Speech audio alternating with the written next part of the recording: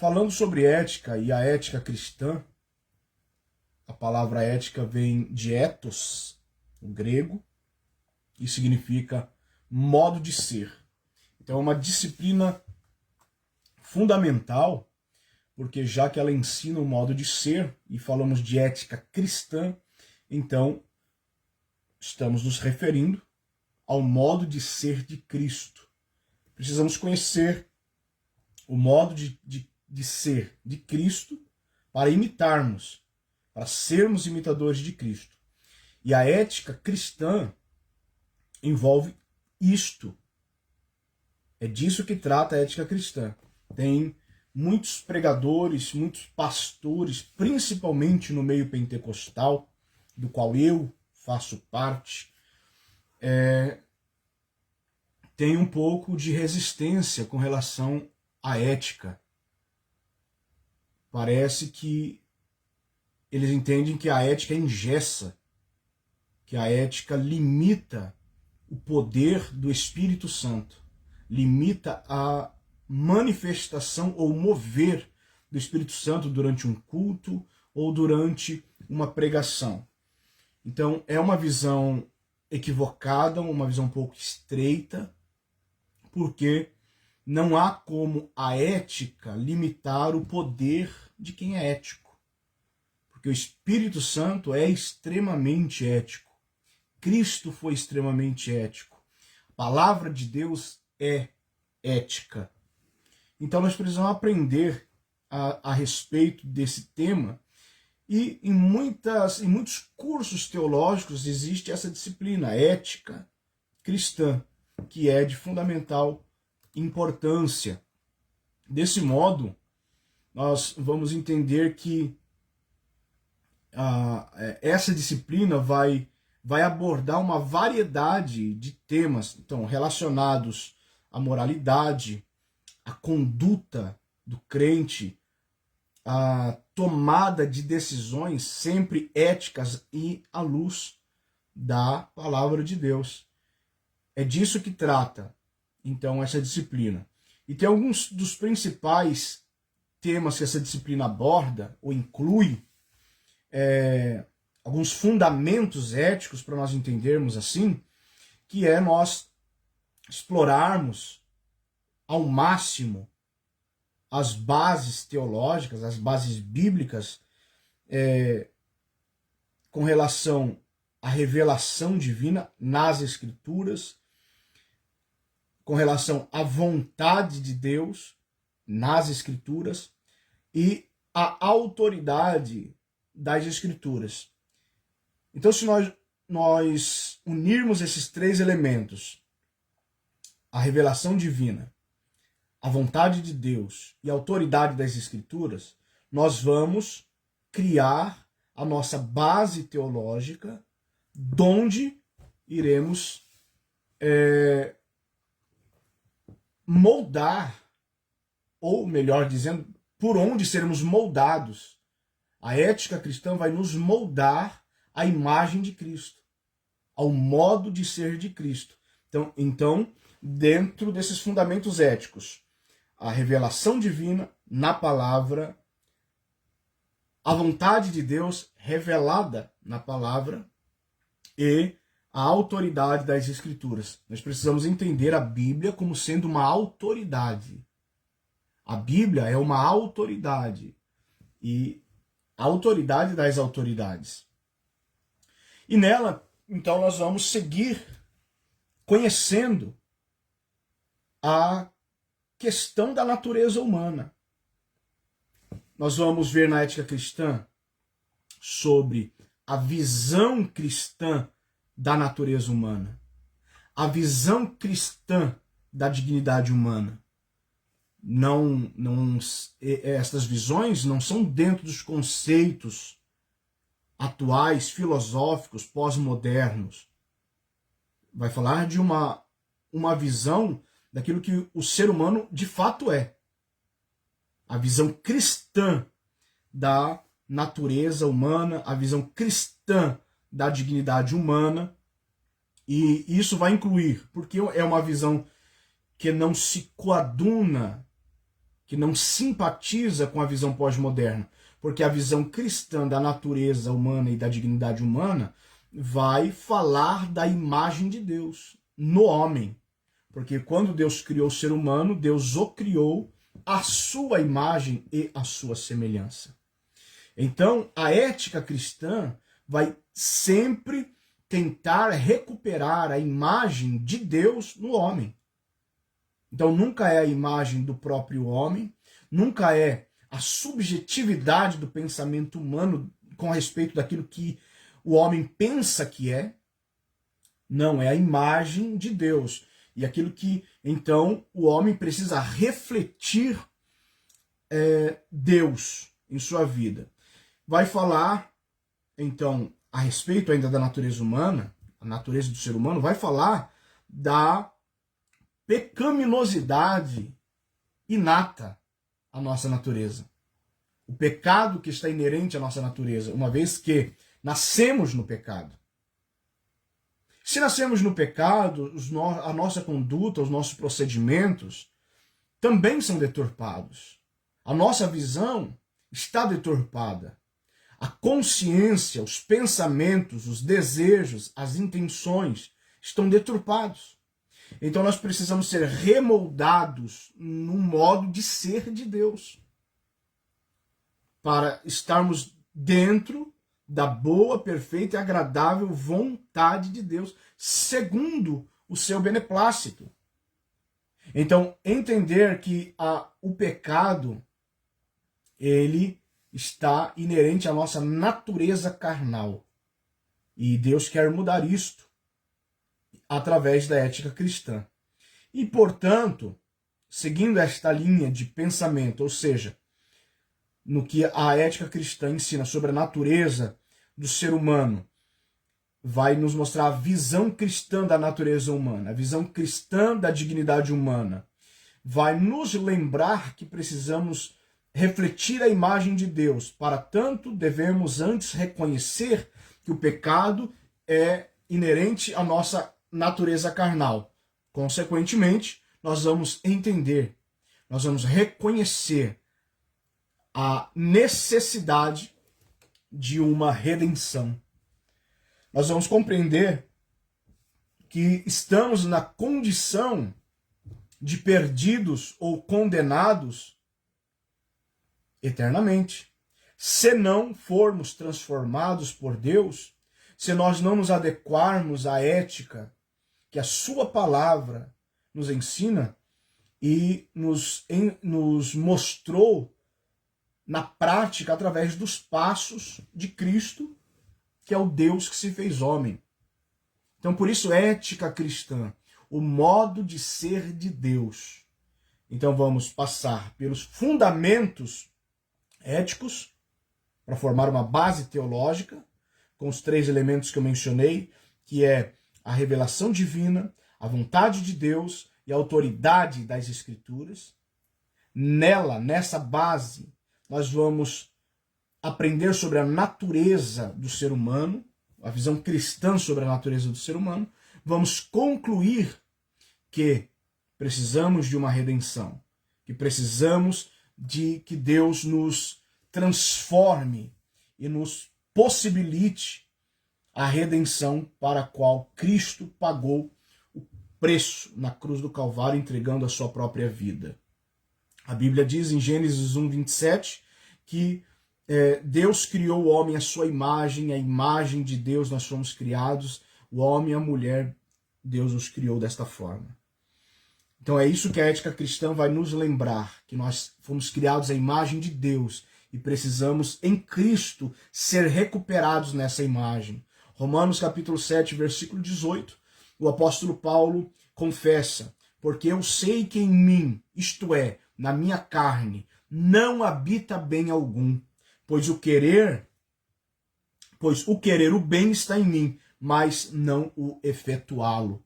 Então esta guerra, este combate dentro do ser humano, que não era exclusivo do apóstolo Paulo, que para ele vencer, para ele superar essa dificuldade, como ele confessa, que ele até queria fazer o bem, mas efetuá-lo, ou seja, praticá-lo a ponto de cumpri-lo, a ponto de ter um êxito naquilo que ele queria fazer bem, não estava nele, ele não tinha essa capacidade. Então, meus irmãos, a ética cristã vai abordar estes assuntos. Então não há perigo nenhum em um crente ser ético.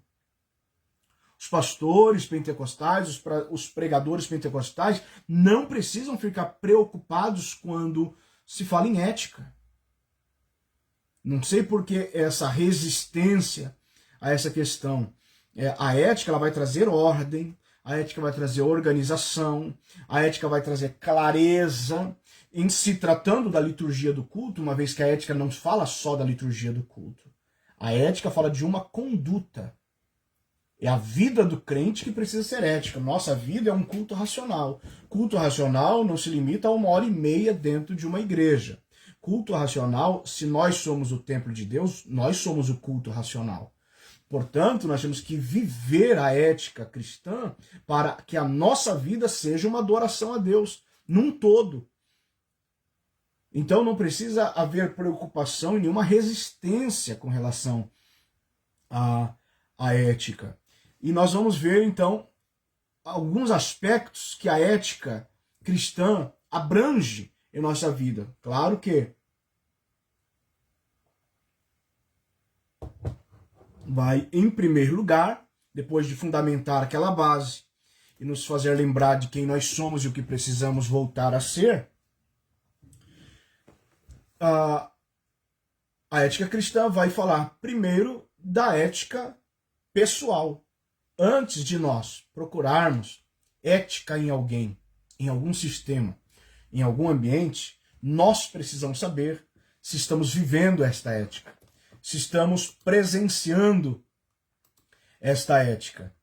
Porque a ética cristã, acima de tudo, vai ensinar como o crente precisa ser. Vai nos fazer examinar, que é uma palavra forte e que é lida em todos os cultos de Santa Ceia. A exortação para um autoexame, examine-se o homem, pois a si mesmo. A ética pessoal vai nos fazer examinar quais virtudes nós temos, e não estou falando de virtude natural, estou falando de virtudes componentes do fruto do Espírito, Gálatas 5, 22 e 23. Quantas virtudes do Espírito nós estamos cultivando dentro de nós? A ética pessoal vai nos fazer pensar em quais valores cristãos nós estamos adquirindo e praticando. Amor, justiça, retidão, honestidade, fidelidade, domínio próprio, enfim, a ética pessoal vai falar disso. De nós nos preocuparmos em saber o quanto de virtude nós temos. Independente se temos dons espirituais, independente se temos ministério, independente se temos cargo, independente se participamos de ceia, independente se temos carteira disso ou daquilo outro. Se nós temos virtude cristã, se nós temos valores cristãos bem arraigados em nossa conduta, em nossa forma de ser. A ética cristã vai também a respeito... Deixa eu só tirar para eu visualizar melhor aqui. Vai nos ensinar a examinar quais são esses valores, as virtudes e cultivar, então, um caráter íntegro, um caráter de cristão íntegro, legítimo. 1 Coríntios 16, 14 diz: todas as vossas coisas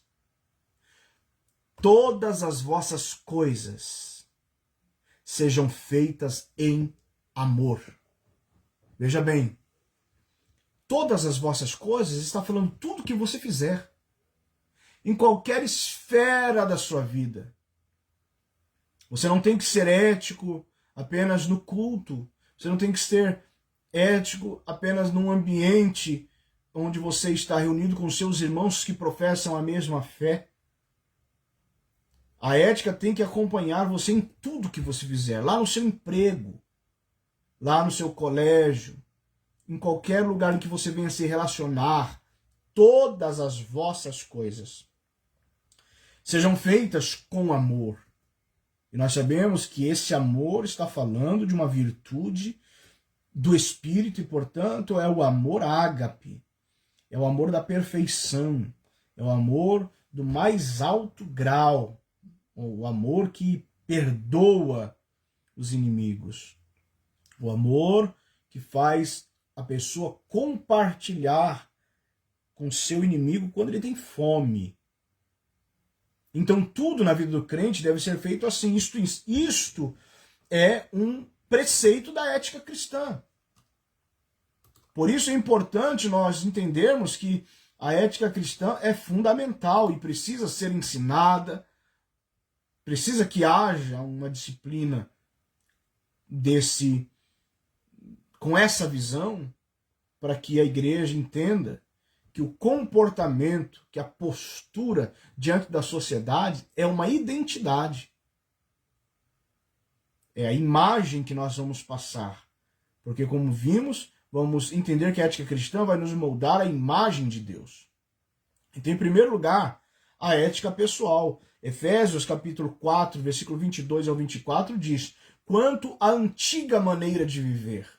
Eu falei que ética vem da palavra ethos, no grego, que significa modo de viver, modo de ser. E a palavra diz, então, em Efésios 4, 22 ao 24, quanto à antiga maneira de viver, a ética antiga, a ética carnal, a ética mundana, porque existem várias éticas, e a disciplina da teologia é ética cristã. Se eu não vivo o modo de ser de Cristo, eu vou viver o modo de ser de outro alguém. Nós somos cópias, nós somos imitadores por natureza. Se não imitamos a Cristo, estaremos imitando a qualquer outra pessoa. Nós não conseguimos ser originais. Nós não temos essa capacidade. Nós somos imitadores. Portanto, a ética cristã vai nos ensinar a imitar a Cristo. Quanto à antiga maneira de viver, vocês foram ensinados a despir-se do velho homem, que se corrompe por desejos enganosos, a serem renovados no modo de pensar. Renovados no modo de pensar. Moldados à ética cristã.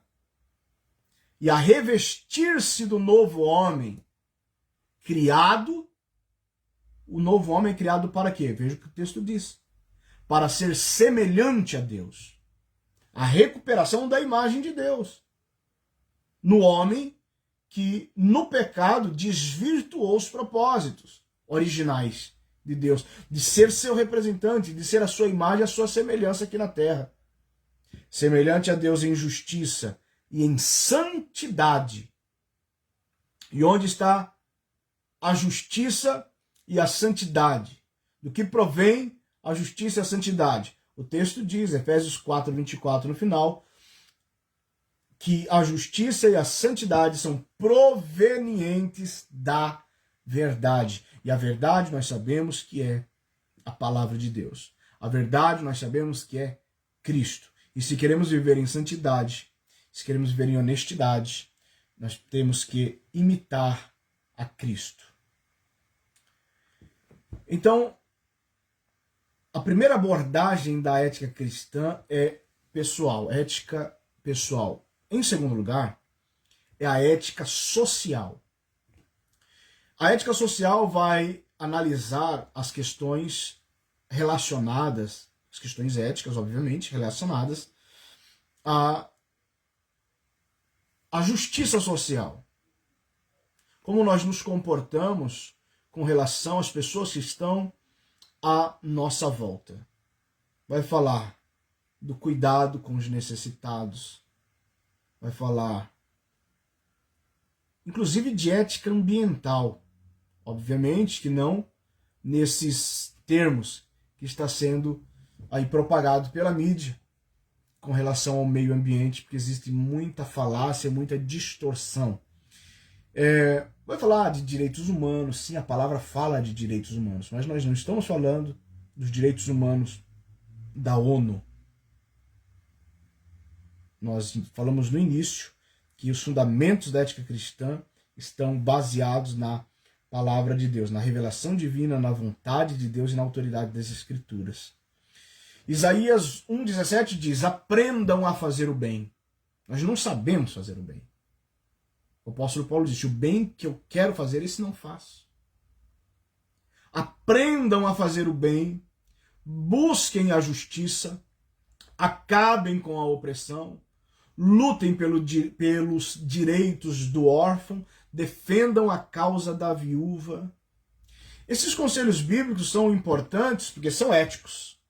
E são éticos nos moldes de Deus. Deus exige que façamos aquilo que Ele faz.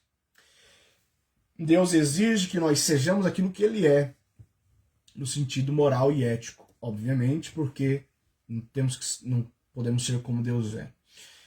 Mas imitá-lo nessas práticas, com esses valores, e a gente vê muitas entidades, muitos grupos, muitas pessoas tentando tirar a Bíblia de vários ambientes, inclusive das escolas, dizendo que a Bíblia contém violência, que a Bíblia contém preconceito, que a Bíblia é retrógrada.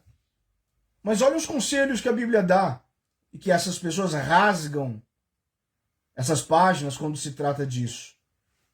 Aprender a fazer o bem, buscar a justiça, acabar com a opressão, lutar pelos direitos do órfão, defender a viúva. São coisas que vão trazer bem à sociedade, por isso é ética social.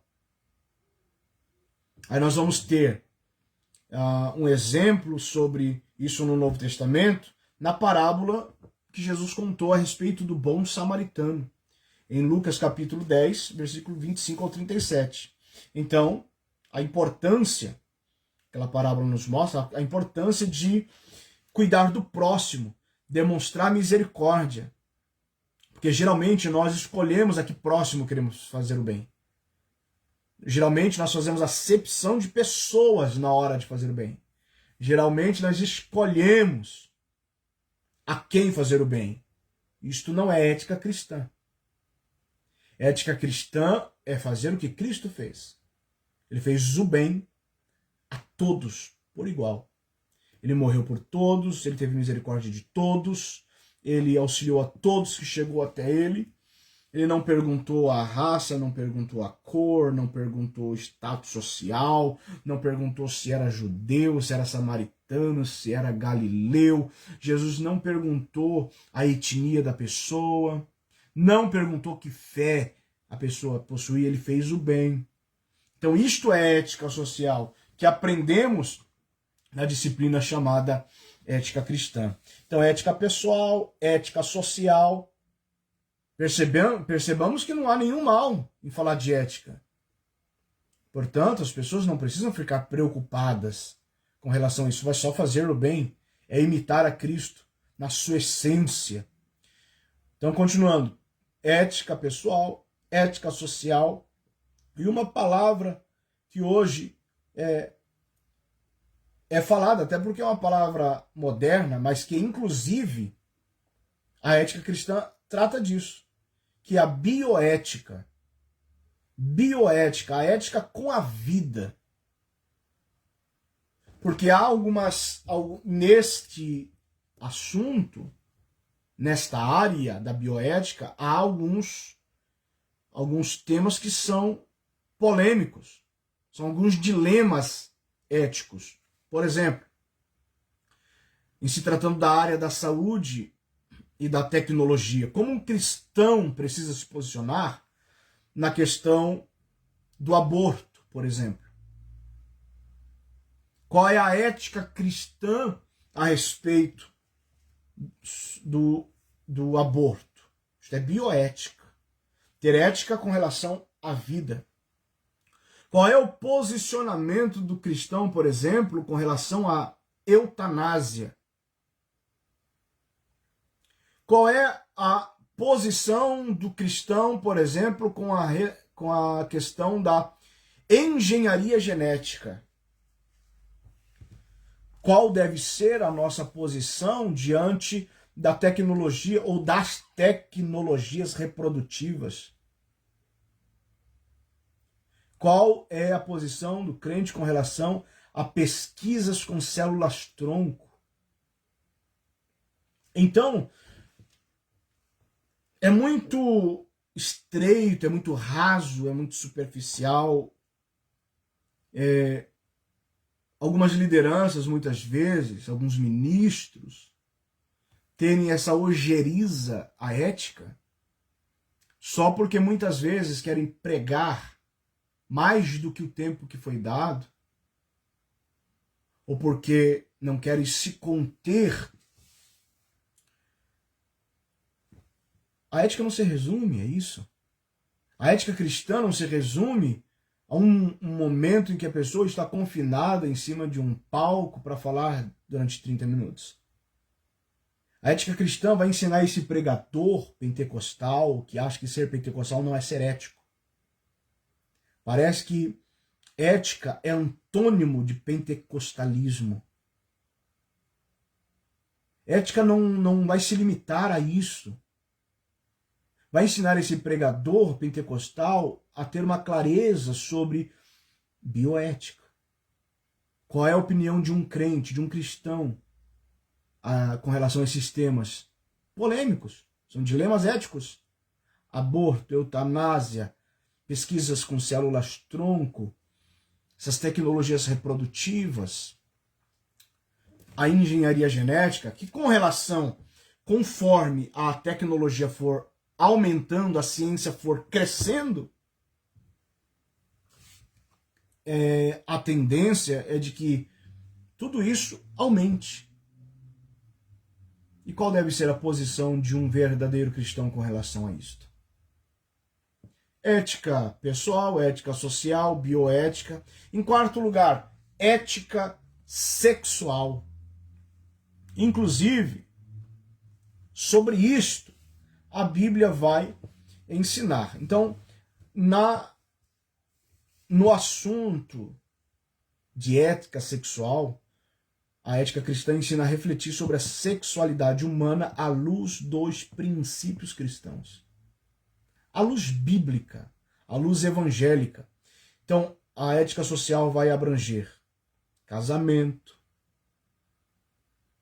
pureza sexual, vai falar da homossexualidade, vai falar da identidade de gênero, vai falar da ética no namoro, tudo que envolve a área sexual do ser humano, a ética cristã também ensina. 1 Coríntios, capítulo 6, versículo 18, diz assim: fujam da imoralidade sexual. O conceito de moralidade pós-moderno é infinitamente, abismalmente diferente, distante do conceito de moralidade bíblica.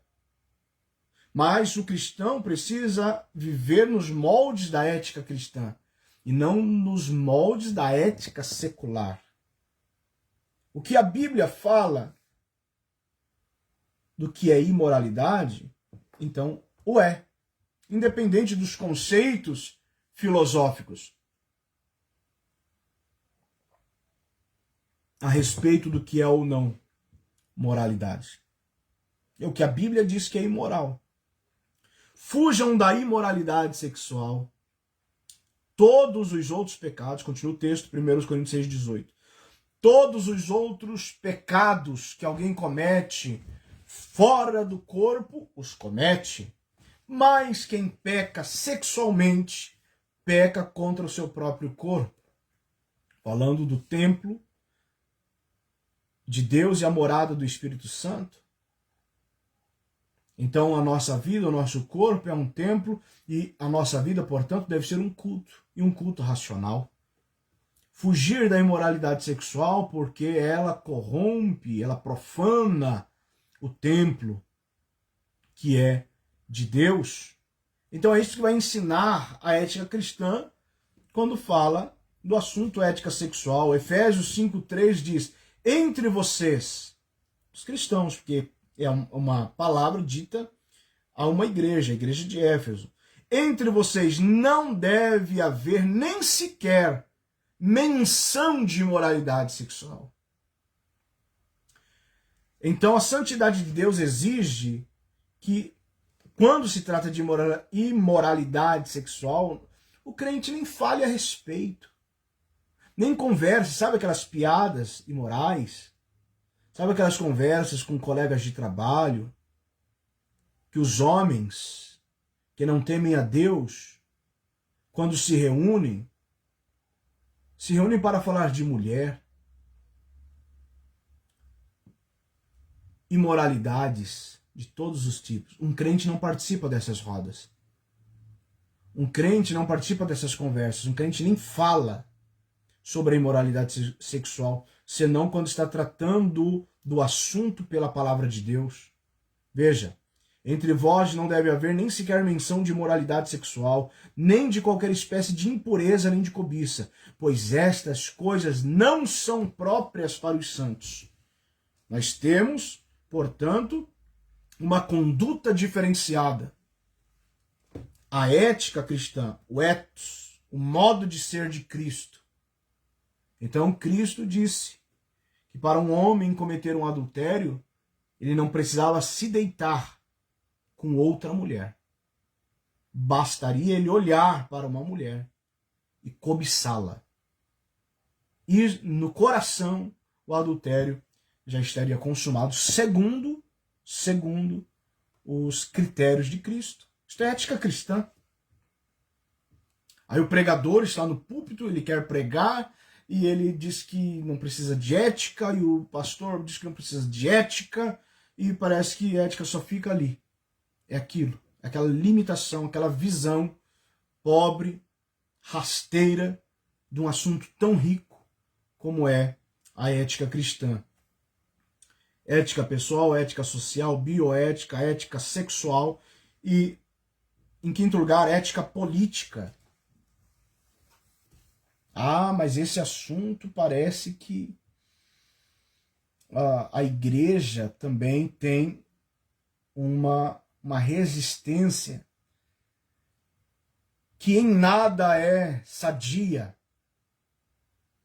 O que nós estamos vendo no cenário político mundial e vamos trazer um cenário político nacional de uma dominação de um governo imoral, de um governo corrupto, de um governo cujos valores são dos piores possíveis. No executivo, no judiciário, no legislativo. Parte disso é responsabilidade da igreja. As lideranças que foram omissas no decorrer dos anos, ou porque não se envolveram no sentido de influenciar, estou falando de lideranças, no sentido de influenciar a sua igreja a ter uma postura cristã diante da vida política, ou porque omitiram, ou porque se aliaram a esta ala demoníaca na política, o preço vai ser muito alto. O dia da cobrança vai chegar. Porque a Bíblia diz que nós temos que ter uma postura de influência. Não estou falando que o cristão tem que ser político. E também não estou dizendo que é pecado o cristão ser político. Estou dizendo que o cristão tem que ter uma postura, uma posição de uma visão bíblica, cristocêntrica a respeito da gestão política. Nós aprendemos que nós temos que influenciar tudo e todos, porque se não influenciarmos, seremos influenciados. Não há neutralidade. E alguém disse benditamente que se nós não percebemos o que nos influencia, já estamos sendo influenciados. Então a ética política, como um cristão precisa se posicionar. Cristo concordaria com os estatutos dos partidos políticos? Para tanto, precisamos conhecê-los. Os valores dos políticos, precisamos conhecê-los. E votar. E ter uma posição. Não ser nem omisso, negligente, covarde, porque está aí o resultado. Parte do que está acontecendo, volto a dizer, é de responsabilidade da igreja, por não ter se posicionado. Não estou falando das últimas eleições. Estou falando desde que o Brasil se tornou república, desde que o presidencialismo se tornou o modo de governo da nossa nação. E desde então, a ala de esquerda dominou a nossa nação. A igreja onde estava. A igreja o que fez. Em sexto lugar, a Bíblia também vai ensinar a respeito da ética econômica e empresarial. Provérbios capítulo 11, versículo 1 diz assim: o Senhor detesta. Você detesta alguma coisa? Às vezes essa palavra detesta na Bíblia é traduzida por odeia. Mas odiar é uma palavra um pouco forte às vezes. Nós precisamos odiar o pecado. E se você detesta alguma coisa, você entende o que Deus sente quando a Bíblia diz: o Senhor detesta balanças enganosas. Está falando do comércio. Está falando dos negócios. Quando há má intenção. Quando há desejo avarento de superfaturar.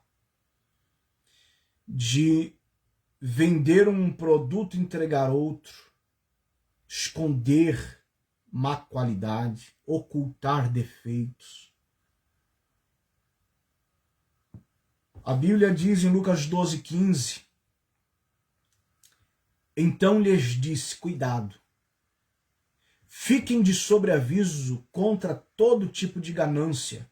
A vida de um homem não consiste na quantidade dos seus bens. Então, não vale a pena enriquecer ilicitamente. Não vale a pena pensar na vida econômica e não ter escrúpulos para enriquecer. Às vezes é melhor não ter e se manter fiel a Deus do que ter e se corromper moralmente diante dos olhos santos do Senhor. Então a ética econômica e empresarial vai nos ensinar a examinar todas estas questões relacionadas àquilo que é justo economicamente. Essa responsabilidade, esse uso adequado das riquezas, dos recursos financeiros. Então ensina o cristão que tem uma empresa ser justo, repassar as notas,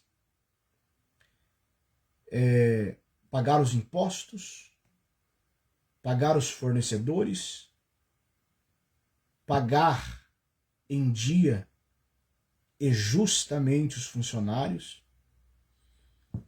entregar os produtos, vai ensinar o sócio a ser fiel na sociedade, vai ensinar o funcionário, que hoje não é mais funcionário, né? É colaborador. Ó, que gesto bonito. Colaborador. Enfim, vai ensinar o funcionário a ser fiel ao seu patrão, a não matar tempo, a não roubar, a não desviar bens, itens da empresa, da fábrica. Vai ensinar o funcionário a cumprir as metas, os seus horários. Vai ensinar o funcionário não ficar colocando atestado sem necessidade. Tudo isso a ética cristã ensina. Então vejam quantos assuntos aborda uma disciplina da teologia. Por isso, e poderíamos falar muito mais, mas o tempo já está terminando. É por isso que nós entendemos que muitas pessoas e muitos lugares ainda resistem à teologia. A teologia esfria o crente. Então, o que esfria o crente é um crente não ser cristão. O que esfria um crente é o crente não pregar a Bíblia como ela é. O que esfria um crente é o crente pensar que a vida cristã é só na hora do culto. O que esfria um crente é ele não entender que ele é um templo e o culto racional não é na hora que ele está em coletivo, orando em línguas estranhas, pregando a palavra, cantando um hino, tocando instrumentos. Isso não é o culto racional. Pode até fazer parte. Porque muitas coisas que a gente tem visto também não é racional. O culto racional é o modo de viver. A minha vida tem que ser uma adoração a Deus. Eu vou aprender isso a partir do instante em que eu for humilde para sentar e aprender numa escola bíblica, numa escola teológica, quando eu aprender a respeito da ética cristã. E como eu comentei na live passada, muitas pessoas, muitos pregadores principalmente, e eu volto a dizer, no meio pentecostal do qual faço parte, às vezes pensa que ética cristã é apenas passar do tempo. Tem problema com o horário de terminar o culto. Ética cristã vai organizar a liturgia, vai fazer um culto bonito, vai fazer um culto responsável, um culto educado, porque é para o Santo dos Santos. O culto é para o Senhor dos Senhores. O culto é para o Rei dos Reis. E há quem possa pensar que o Senhor dos Senhores, o Santo dos Santos, o Rei dos Reis não tem ética. Vamos aprender a seguir a Cristo, aprender do Evangelho, aprender de Cristo. Cristo disse, aprendei de mim, que sou manso e humilde. Então a ética cristã aborda a ética pessoal, a ética social, a bioética, a ética sexual, a ética política, a ética econômica e empresarial. Quantos aspectos ricos e abrangentes que existem nessa disciplina. Que Deus nos ajude a buscar mais conhecimento bíblico. A ética cristã vai nos fazer nos aproximar cada vez mais de Deus e refletir cada vez mais a imagem de Deus. Vai nos capacitar a sermos representantes legítimos. As pessoas precisam ver em nós, antes, muitas vezes, de nos ouvir confessar ou professar nossa fé, que nós somos diferentes. Que nós somos diferentes, não apenas pelo modo de vestir, mas também. Nós somos diferentes na conduta, no procedimento, no trato, na palavra, diferentes na educação, no comportamento, diferentes como era aquele homem de Provérbios 31, marido daquela mulher virtuosa, que ele era conhecido pela sua postura, pela sua distinção, um homem ético, íntegro diante da sociedade. É assim que nós precisamos ser. Então, queridos irmãos, que Deus nos ajude, que Deus nos dê graça. Eu vou encerrando por aqui.